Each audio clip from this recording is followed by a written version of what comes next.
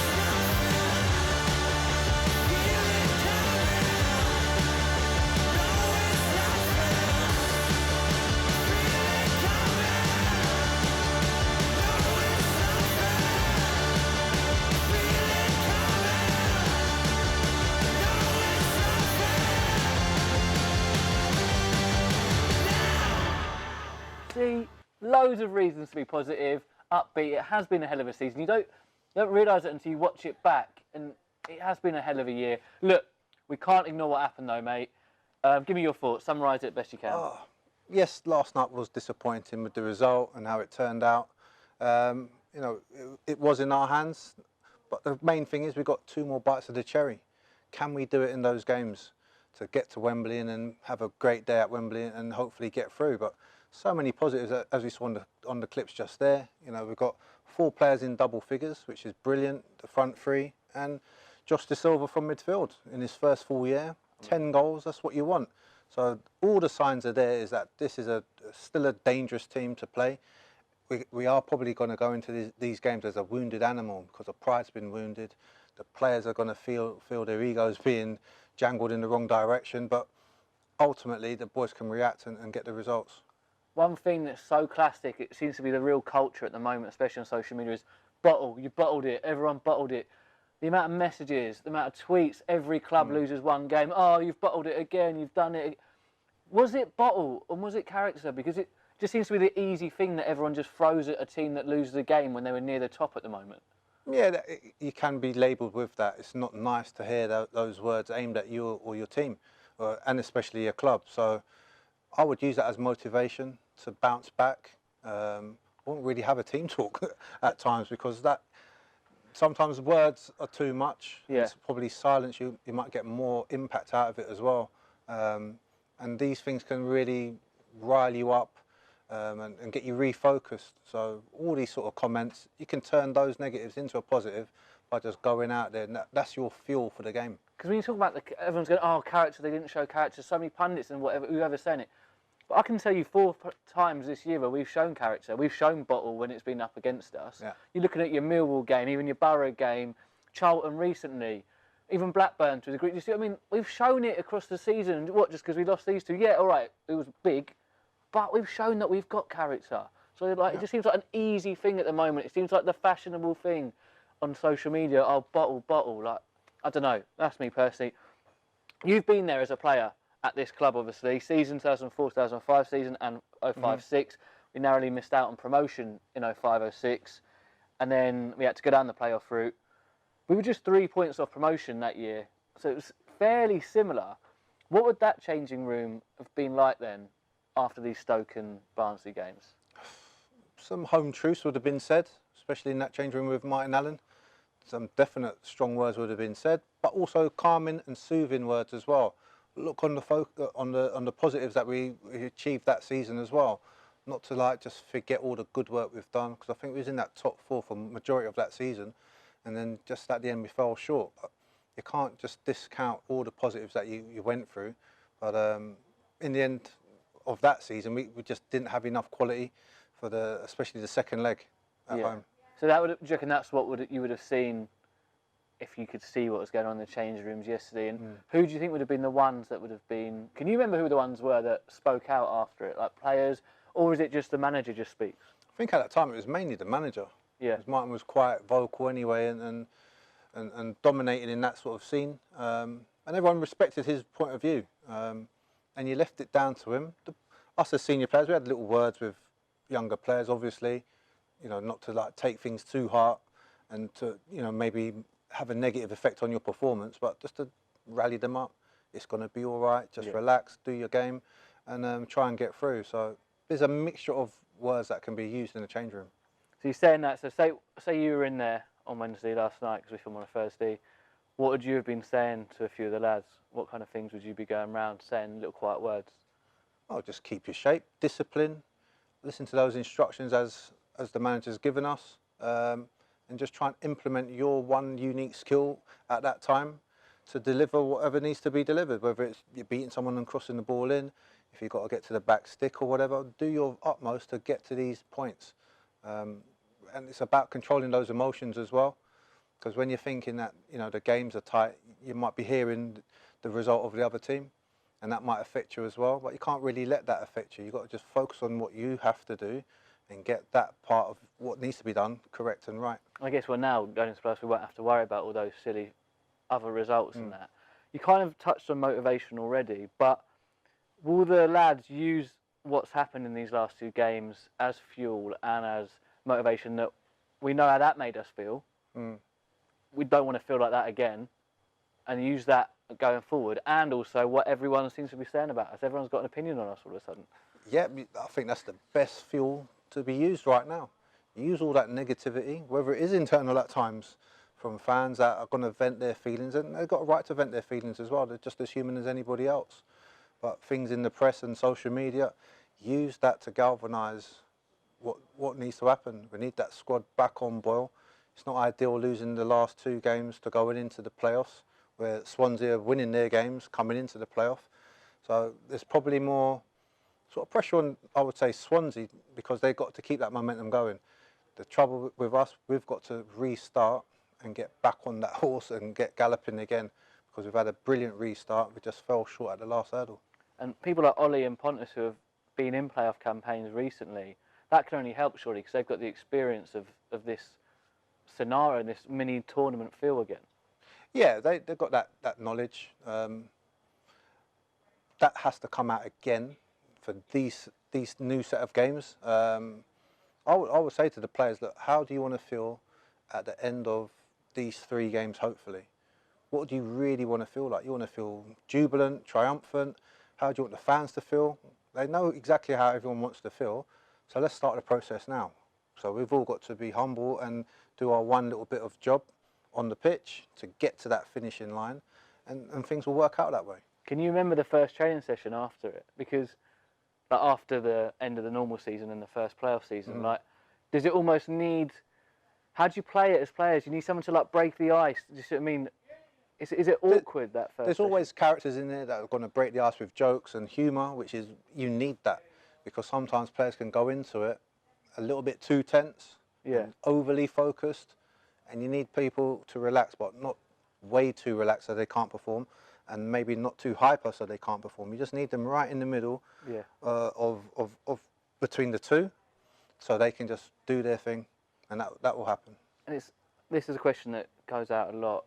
Do these games, you've been in them, do they feel like league games, or does it feel like a little, you've been to a World Cup as well, does it feel like almost like a little World Cup, a little mini extra tournament? It's a small tournament, so the league programme, that's finished now. 46 games, forget all that now. Don't now it's a new little knockout tournament, 2 games to get to the final, and we take it from there. So that would be my sort of approach to it.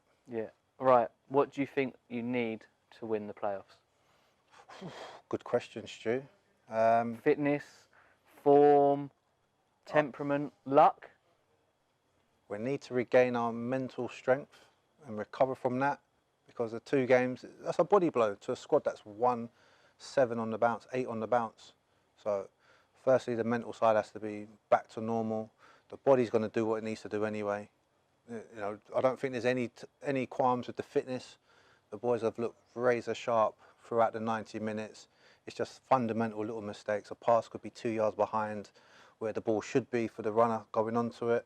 It's just those little things that will tighten up. So the next training session, I'm sure the boys will just tighten the spanner with all these little things and get the machinery right in that team again. Things that you're saying there, you go fitness, well, we know that fitness-wise, people will say the lads looked a bit tired. Well, there's been a lot of games, but on the whole scale, I say we've got probably one of, if not the fittest squads.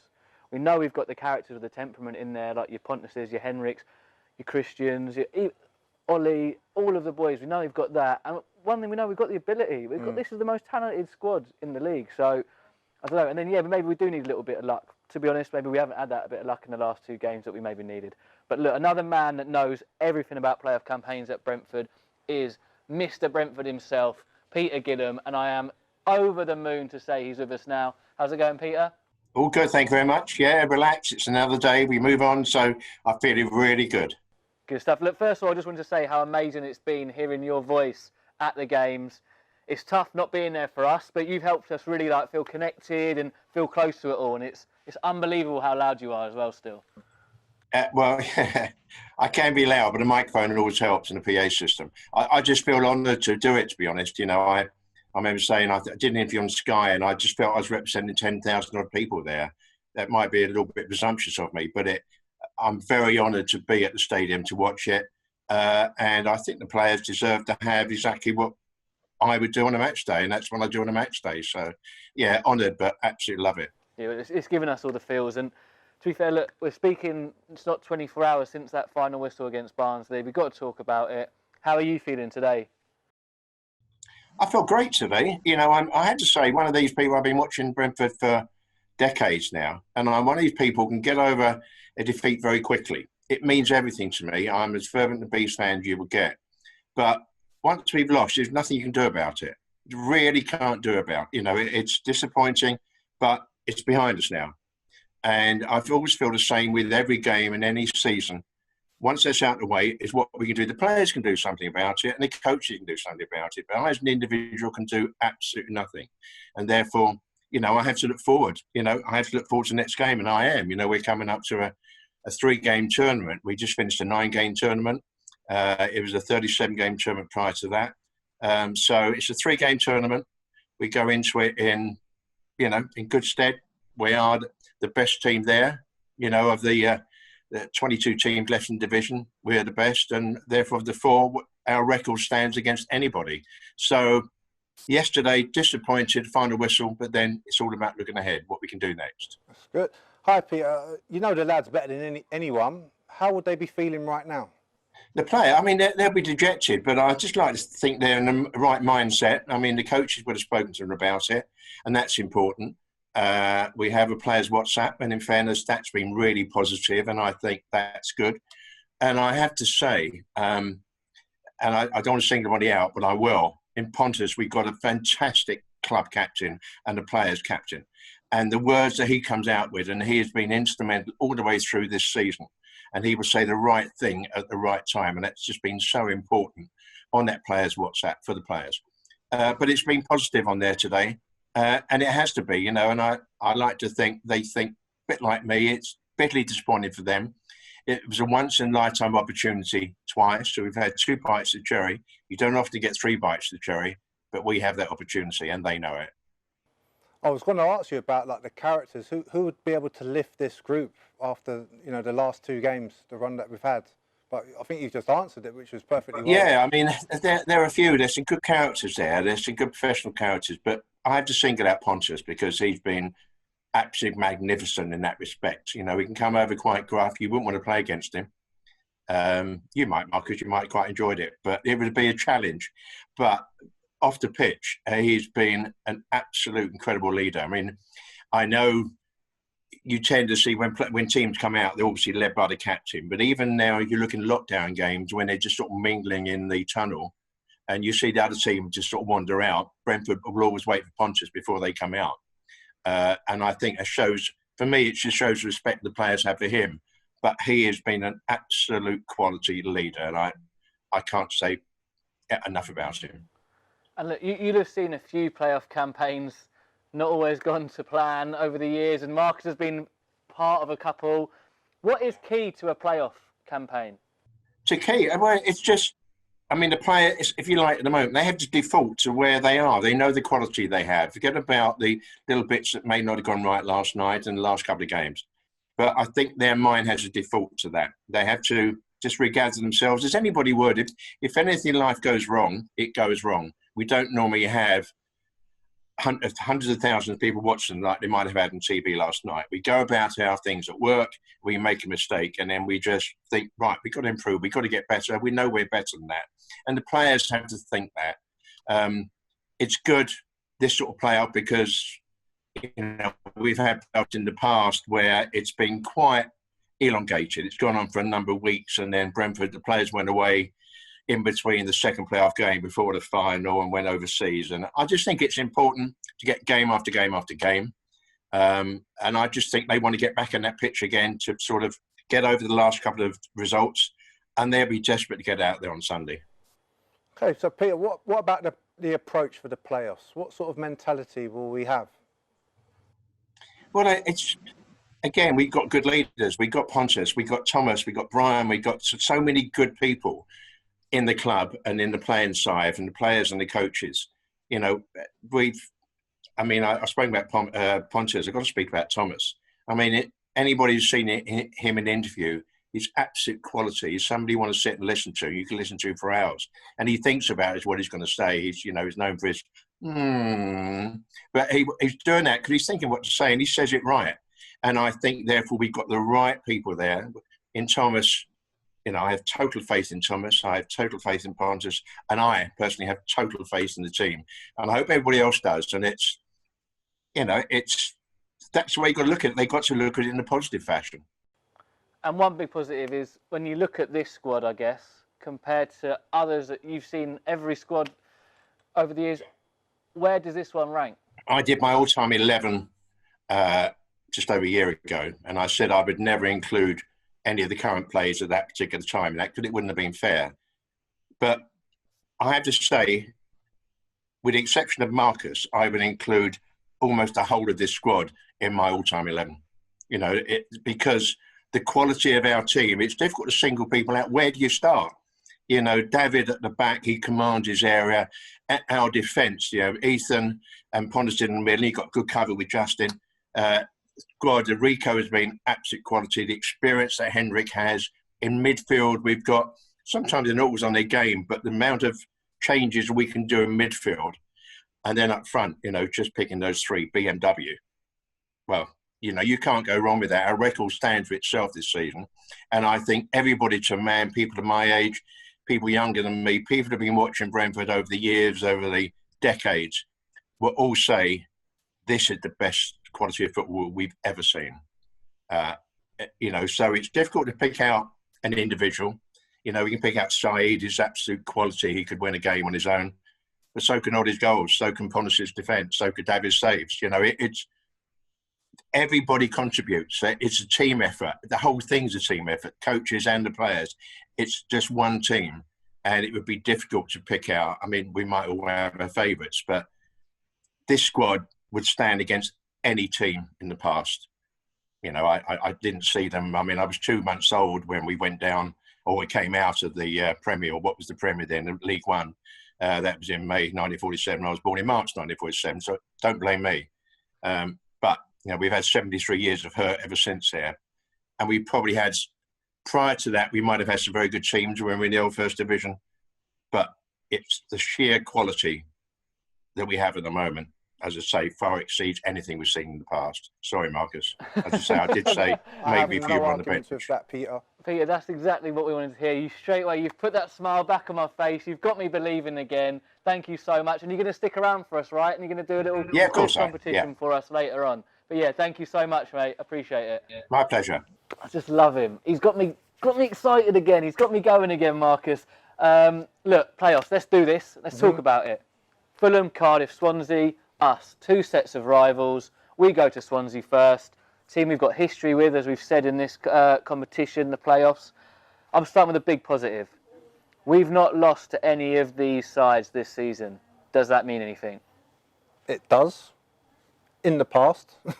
Hopefully, in the future, it will definitely have a positive with us. We've got great knowledge, but they're a different side in Swansea now. They've got a couple good young signings in there, and they may make the difference to them. Yeah, and look, let's look at form going into this. This is the league since the restart, so if it was just based on that. Second positive, we have the best record out of the teams in the playoffs, even though we've just lost our last 2 games. Does this mean anything? Yes, it does. It does mean, you know, we've kind of stumbled in there towards the end, but our form overall, we're by far the better side in there. I'm just a bit cautious with Swansea coming into it with such a last-minute run into it. They've got that extra bit of momentum, so tough game to come. Looking forward to it. But this is surely, we've got a bit like, they won't want to play us. We're second in that. Yeah, I don't think any team would really want to face Brentford. I think they all know there's going to be a backlash. There's going to be a response to the 2 defeats, and it's going to come. No doubt, it has to come. So, focusing back onto Swansea, yeah, they'll be very wary of us as well. They know that, you know, there's going to be a reaction. We've got great players up front and throughout the whole side, in fact. So they'll know they've got their hands full. And look, people always say the team that sneak into the playoffs like Swansea have, the ones that go on that run, they're most likely to win. Here's another positive. that is absolute trap. Because, in fact, the team that's finished third in the Championship in these playoffs over the years has actually won the most playoffs, and that's 12. So that's another positive. It doesn't always happen. Seriously, though, let's look at Swansea. What did you make of them when we played them? We played them like very close succession. Yeah, we Christmas did. time, wasn't Yeah, it? we played them quite close to each other.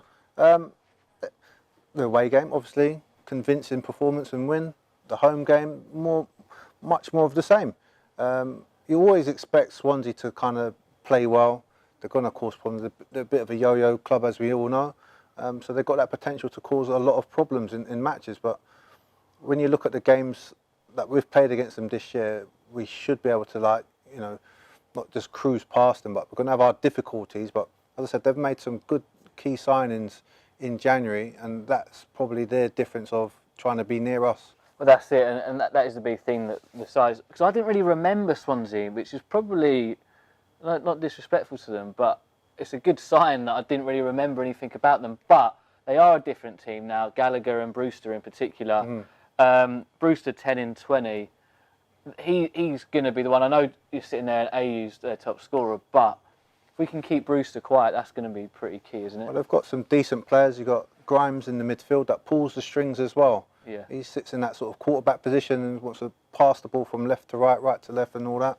And Ayu's got young, fruitful legs up front alongside him. So they're a dangerous combination up top, ones to keep an eye on, for sure. And let's look at the 4 teams that are in it. And straight away, when I was looking at these stats, is that there's 3 teams that are very similar in their ethos, of that they like a lot of the ball, and one team there in Cardiff that is very much different. And I imagine if this was Nottingham Forest, where Swansea are, it would have been very interesting, because you would have had 2 teams that love the ball and 2 teams that don't really care about it. When I looked at this, I thought, you've got 3 teams playing similar football, but I feel like we do it better than the other 2, personally. Is that something you... Well, we've got to get back to our high rhythm and frequency of how we play, because once we get to our level, there's no one in the league that can touch us.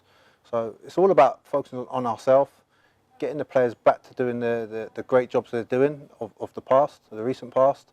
And I have no doubts, as Peter said in that interview, I've got no doubts with this team. We just need to get them back to that high level of football that we know they all can play. And look, it's going to be an exciting mini competition. I think we're the one that no one else is going to want to play. And speaking of competitions, last week we asked you who you thought the magician Sai Benrahma said would make the best manager out of his first team squad members. This is who he said. Which player would make the best manager in the team? Me or Pontus? Pontus, of course it was Pontus Jansson. I think he would actually make a quality manager one day. Anyway, Marcus, you've got all the correct entrants in your bowl. Have a little root around in there, mate, and pick us a lucky winner. Here we go. Who's it going to be? Aaron Da Costa. Aaron Da Costa, you are the winner of a special prize that Bob will be sorting out for us as soon as we can obviously get access to the players and the prizes. And for those of you who weren't lucky this time, we go again, and Peter Gilham has kindly stuck around for us. Thanks, Peter. The question this week is, who do you think would win a Brentford's Got Talent, Peter? I mean, maybe the best comedian. He might tell some great jokes, but nobody really understands him. He speaks very little English, so but could be the best. So, who do you think Peter said would win Brentford's Got Talent? Get in contact the same way you've been doing all the way throughout this series on the social media channels, and we will be revealing who the lucky winner was. And that's all we're going to have time for today, Marcus. A little bit different show this week, wasn't it? Yeah. But we're upbeat, aren't we? Very upbeat. We've got to stay positive. And I'm going to use a little football analogy here, right? Go on then. It's been 90 minutes. We've been all over them, mate. We've got into them, we've smothered them. At the end, we've missed a couple of chances, but it's still 0-0, and we've had the better game so far. We've got extra time now. This is when we're going to do it, yeah? We're going to do it. We're going to have to do it. We better do it. I want to do a show from Wembley. You Reds!